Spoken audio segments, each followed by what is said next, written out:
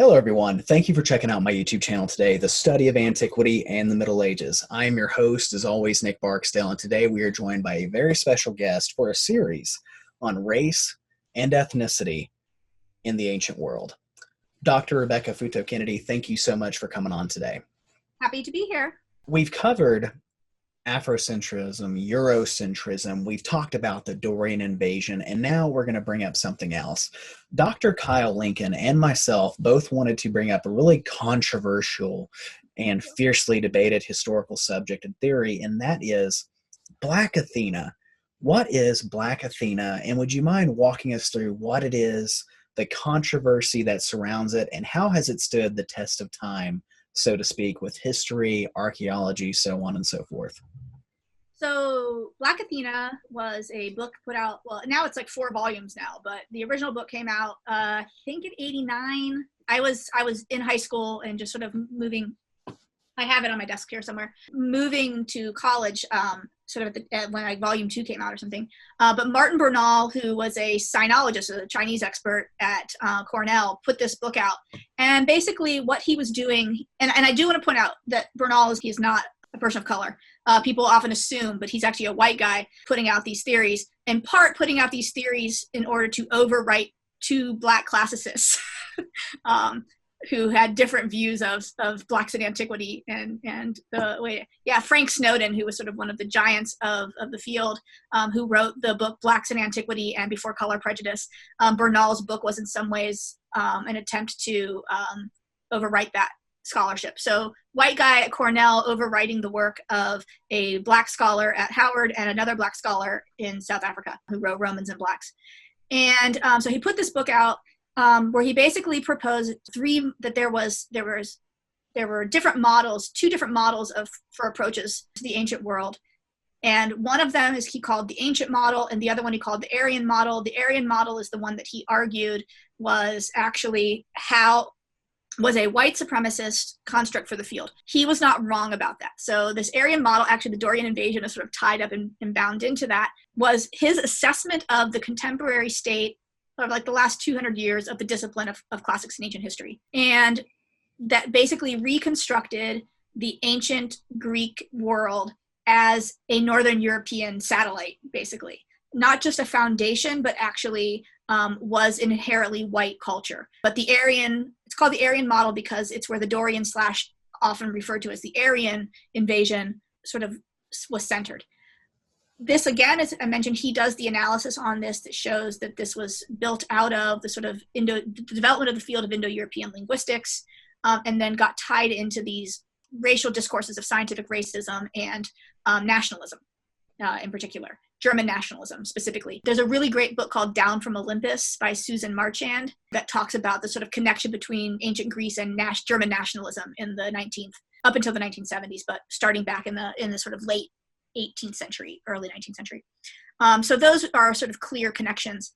And so he puts that model together, and then he composes what he calls the ancient model, which he says sits in opposition to that, which is the ancient view that they derived their culture predominantly from Egypt. And that was a Egyptian culture was a Black culture. I don't want to say that he was claiming it was an African culture, because it is obviously an African culture. Anyone who says that ancient Egypt is not an African civilization is full of crap, and they need to relearn where the continents are. What they really mean and what they're really attempting to dispute is whether it is a Black African culture. And so Bernal argues, and he has lots of ancient evidence to show, particularly Herodotus, who's all over the map, that the Greeks took their civilization from Egypt. The Greeks openly acknowledge that they borrowed a lot of stuff from Egypt. They also openly acknowledge that they borrow a bunch of stuff from the Far East or from the Near East, or West Asia, we should probably call it. That's never been disputed by our ancient sources. It was only this modern Germanic or Aryan model that sort of erased that and turned it into a genius sort of miracle, the Greek miracle, right? We want to talk about the Greek miracle is the Greek miracle that had emerged out of nothing instead of out of the stew of the ancient Mediterranean. So Bernal's theory he wants to propose is what he calls the revised ancient model, where he sort of argues that this Greek miracle model is invalid and the ancient model is more valid, but he wants to propose a sort of slightly different alteration. His linguistics that he uses are all sorts of screwed up. And so you can't actually rely on any of that. I don't think that his revised model really functions well, but it caused quite a stir in the academic world, in part because the literature scholars, who are the ones, like the straight up classical philologists, like Mary Lefkowitz is sort of the person who gets represented as the voice of the anti-Black Athena group, very much were invested in this idea of the Greek miracle and the uniqueness of Greek civilization and its non-Africanness. And so they put out a bunch of what really is sort of scathing attacks on Bernal that often were as groundless as some of Bernal's own material. Archaeologists, on the other hand, were very split and divided, because especially if you're a Bronze Age archaeologist, you cannot deny the influence of Egypt and the Near East and just all of North Africa in general on the Greek world. And I think people often forget that there were Greeks on 3 continents in the ancient world, and there's a constant interplay between these cultures.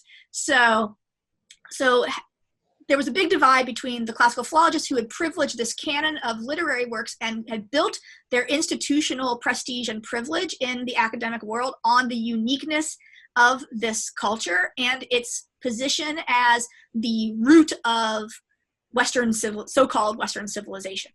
They could not accept Bernal's critique of their approach to the ancient world, which was, he said, you guys are all functioning as white supremacist mouthpieces. And they were like, no, we're not. And especially for Jewish scholars, they were like, of course we're not white supremacists, we're Jewish. But they were missing this other aspect to the reality, which was that they were invested in institutional structures that were inherently white supremacist. And just because you are Jewish doesn't mean you're not anti-Black.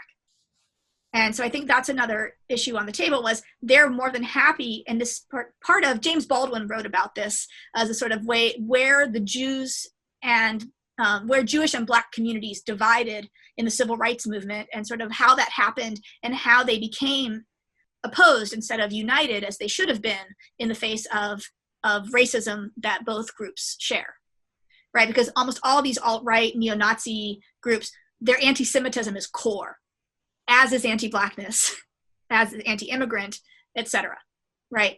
But somehow a wedge was created. And so in the academy, part of this came from institutional power and the investment in ancient Greece as a way to leverage institutional prestige and power.